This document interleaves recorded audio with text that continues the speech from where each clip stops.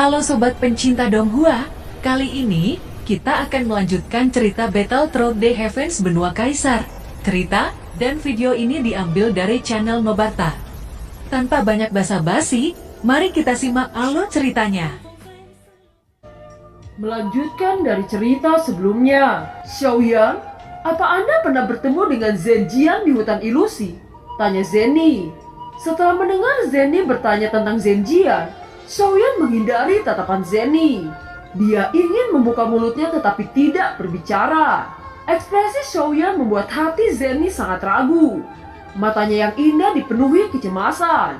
Faktanya alasan mengapa Xiaoyan tidak pernah menyebut Zenjian bukan karena dia telah melupakannya, tetapi bahkan dia tidak tahu harus berkata apa kepada Zenny. Bagaimanapun Zenjian adalah adik laki-lakinya. Dia juga seorang jenius tak tertandingi dari keluarga Zen. Xiaoyan khawatir bahwa Zenny tidak bisa menerimanya saat mengetahui bahwa ada pertarungan di antara keduanya. Setelah merenung cukup lama, Xiaoyan akhirnya menatap langsung pada Zenny lalu menjawab, "Saya pernah bertemu dengan Zenjian," ucap Xiaoyan. Begitu Xiaoyan menjawab, Zenny memandang Xiaoyan dengan gugup dan bertanya, "Apa yang terjadi dengan kalian berdua?" Tanya Zenny. "Sebenarnya saya tidak ingin melawan Zenjian, tetapi dia berulang kali memprovokasi saya. Kami hanya bertarung singkat dan mengalahkannya," ucap Xiaoyan. Mendengar kata-kata Xiaoyan, Zenny bernapas lega. Yang terbaik adalah Xiaoyan tidak membunuh Zenjian. Bagaimanapun Zenjian mempunyai karakter yang sangat sombong. Dengan Xiaoyan hanya mengalahkannya tanpa membunuhnya sudah membuat Zenny benar-benar sangat tenang. Setelah beberapa saat Zenny berkata, "Saya tahu, saudaraku memprovokasi Anda pasti karena saya. Saya harusnya berterima kasih kepada Anda tidak membunuhnya. Bagaimanapun Zenjian merupakan jenius keluarga Zen dan juga pemimpin muda ras manusia. Jika Anda membunuhnya itu pasti akan merugikan Xiaofu Mansion. Karena masalahnya hanya persaingan dari generasi muda, maka biarkan Kaisar Iblis berbicara masalah ini dengan ayah saya," ucap Zenny.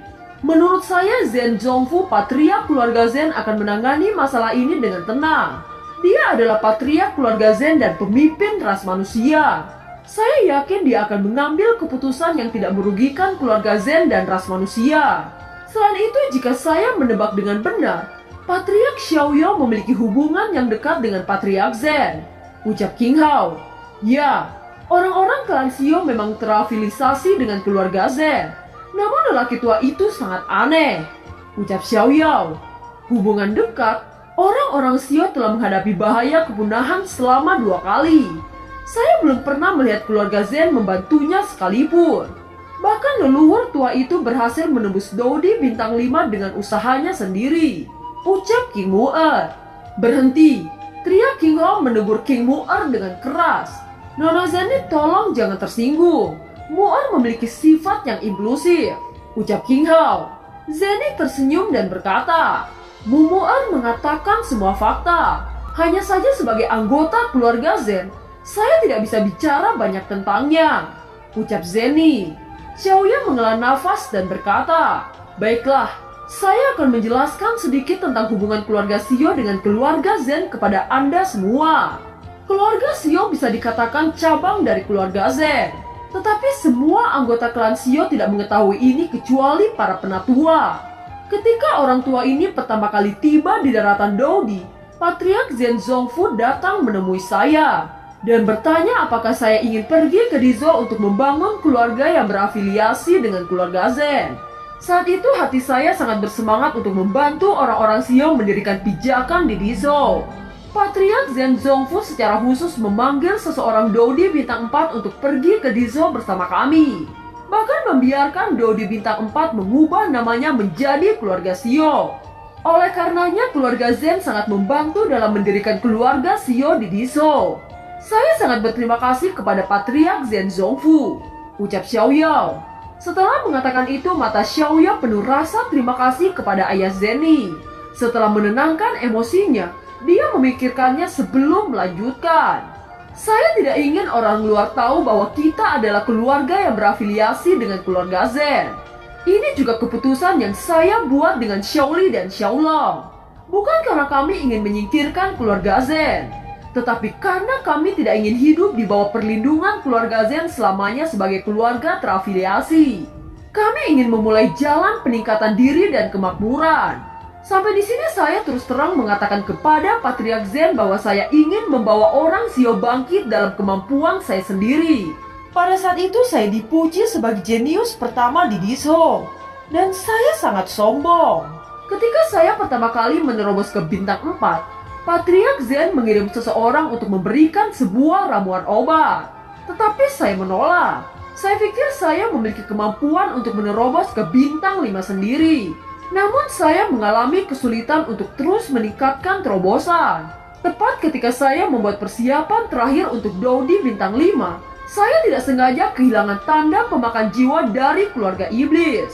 Saya tidak tahu bahwa keluarga iblis tahu bahwa kami adalah keluarga yang berafiliasi dengan keluarga Zen.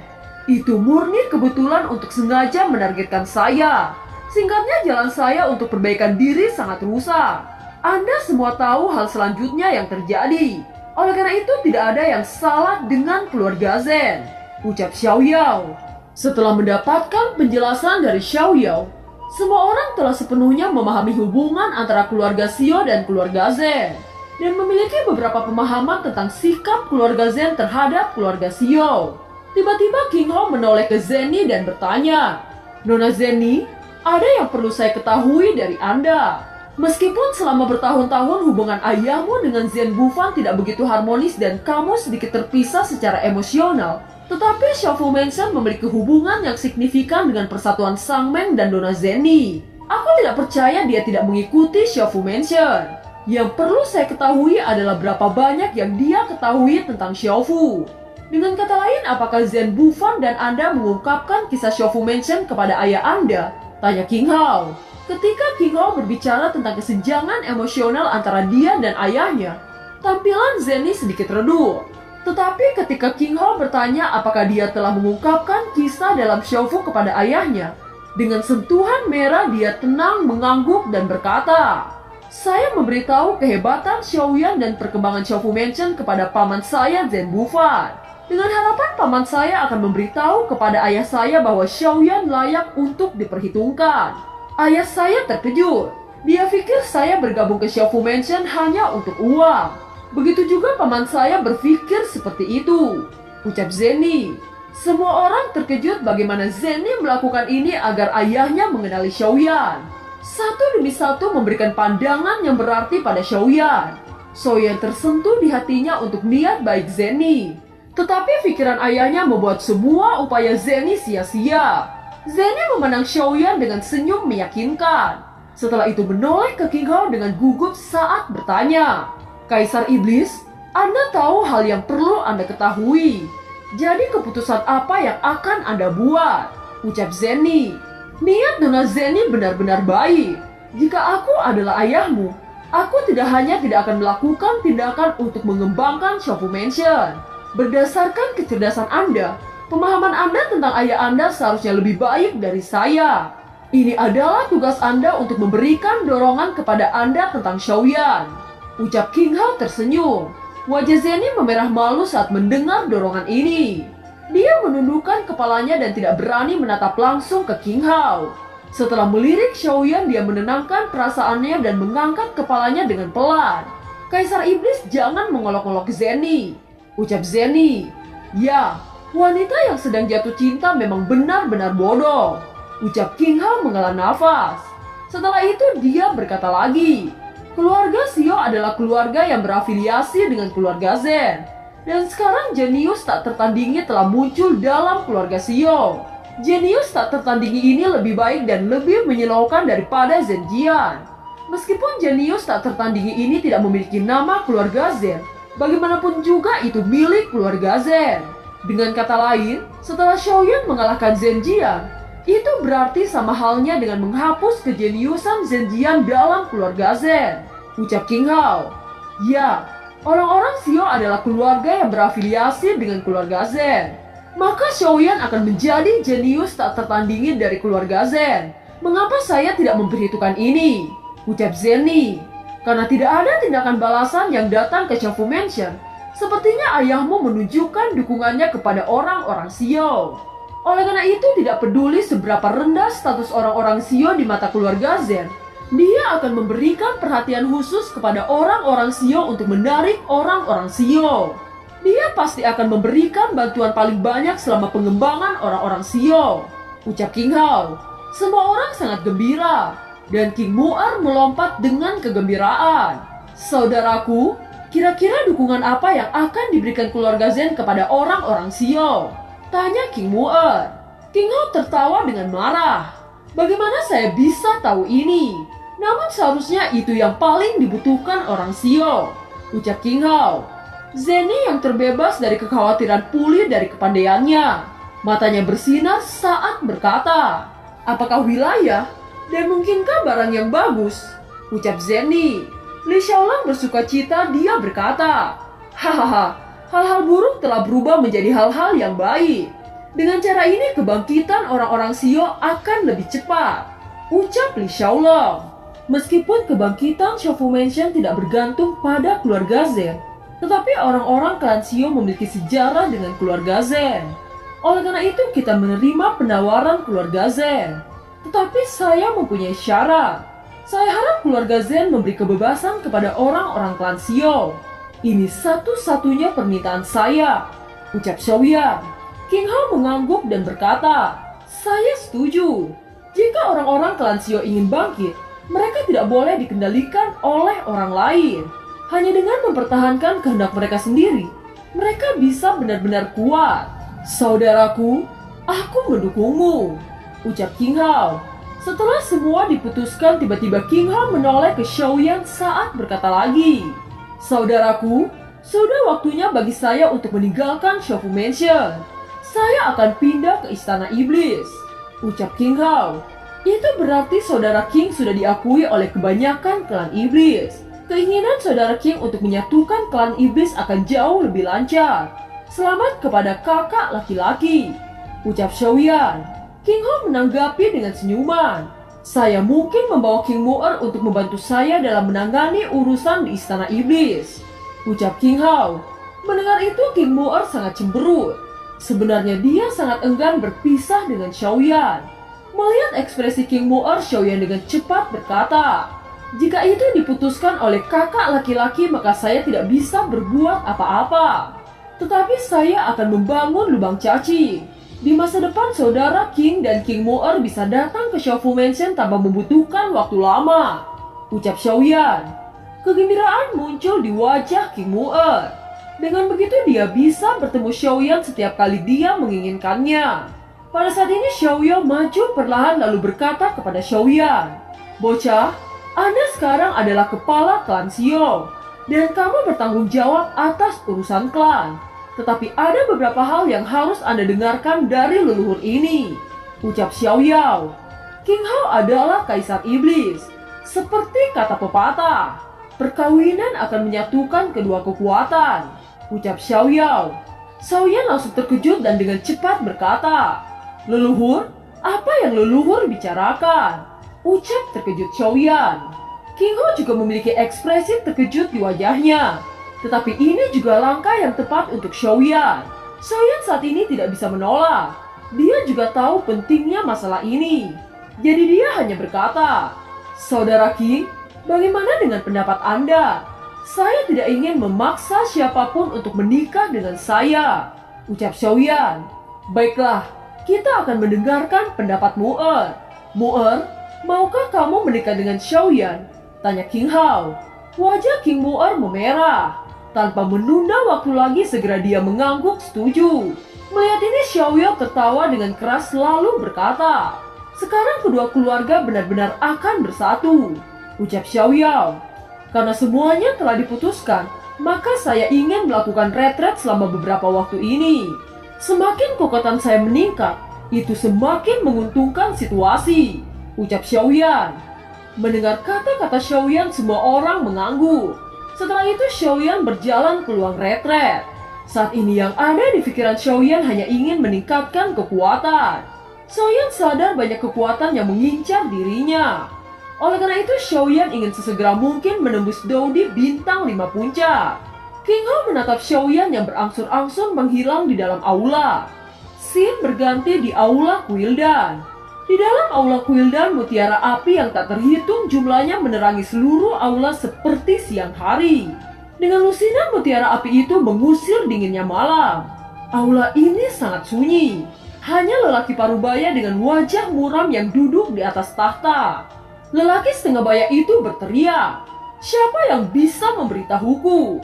Mengapa tidak ada orang dari Quildan yang keluar dari hutan ilusi? Katakan," tanya lelaki setengah baya itu. Kata-kata itu jatuh bersama niat membunuh yang tak bisa ditahan. Banyak murid-murid Quildan hanya diam, tidak berani mengucapkan sepatah kata pun. Mereka hanya tertunduk di bawah tekanan yang mengerikan ini. Tiba-tiba pria muda berbaju putih datang dan bersujud. Pria itu berkata, "Ketua, semua murid-murid dari Quildan tidak ada yang keluar dari hutan ilusi. Bahkan Dan Bingyan dan Ding juga belum kembali," ucap pria muda berbaju putih itu. Mendengar kata-kata itu, ketua Quildan sangat marah. Dia melepaskan aura membunuh yang kuat. Itu membuat seluruh aula terguncang hebat. Seluruh murid-murid Quildan langsung pucat di tengah tekanan ini. Ketua Quildan berteriak, "Siapa yang begitu berani? Siapa yang berani memprovokasi Quildan kami? Siapa berani melakukan sesuatu kepada anak-anak saya? Katakan padaku siapa itu," ucap ketua Quildan.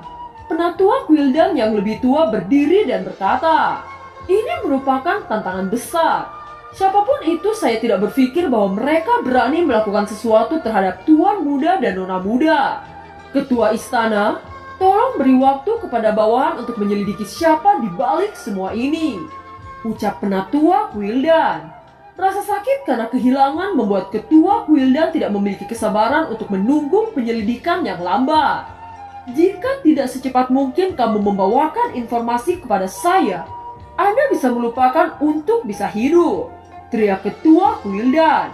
"Tuan, saya pikir daripada menyimpulkan kekuatan mana yang memiliki keberanian ini, lebih baik untuk menyimpulkan kekuatan mana dalam hutan ilusi yang memiliki kekuatan ini.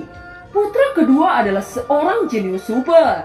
Wanita muda itu adalah seorang jenius tak tertandingi di antara kaisar bintang 4 di daratan Daudi. Dan ada begitu banyak penjaga elit yang mendampinginya," ucap penatua Quildan. "Itu masuk akal. Sesuai dengan situasi yang Anda miliki, kekuatan mana yang paling mungkin?" tanya ketua Quildan. Kedua penatua itu yang dikenal karena kelihayannya memperoleh kepercayaan diri yang besar setelah menerima penegasan dari ketua kuil. Setelah memilah-milah informasi yang berantakan di otak mereka, mereka berkata, "Hanya ada dua kemungkinan yang dapat melakukan ini. Pertama, ini adalah upaya bersama dari banyak kekuatan. Kedua, kejeniusan kekuatan individu yang tak tertandingi melebihi wanita muda yang memimpin untuk melakukannya. Kemungkinan besar ini adalah perbuatan dari peringkat 1 dalam daftar 10 besar yang membunuh," ucap penatua Quildan. "Xiaoyan orang nomor 1 yang paling mencurigakan?" tanya Quildan. "Itu benar. Aku telah memeriksa yang lain satu persatu. Selain Xiaoyan, peringkat lainnya adalah Chaos Immortal berasal dari keluarga Warcraft dan Naga Merah dari suku Iblis. Mereka tidak akan dengan mudah menghadapi Quildan kita. Sementara peringkat 7 lainnya berasal dari suku yang tidak memiliki kejeniusan. Hanya Xiaoyan dan anak kecil bermata emas itu tersangka terbesar," ucap penatua Quildan. "Xiaoyan, aku pikir kamu beruntung lolos dari pengejaran 4 orang yang dikirim olehku terakhir kali. Saya tidak berharap kamu memiliki kekuatan sebesar ini. Tidak peduli seberapa superiornya Anda hanyalah seorang patriark Xiao kecil. Di depan Quildan saya, Anda hanyalah semut. Kali ini saya ingin memakamkan seluruh orang Xiao untuk anak-anak saya. Semuanya dengarkan. Segera panggil semua orang. Aku akan menghancurkan orang-orang Xiao," ucap ketua Quildan. Dan film pun berakhir.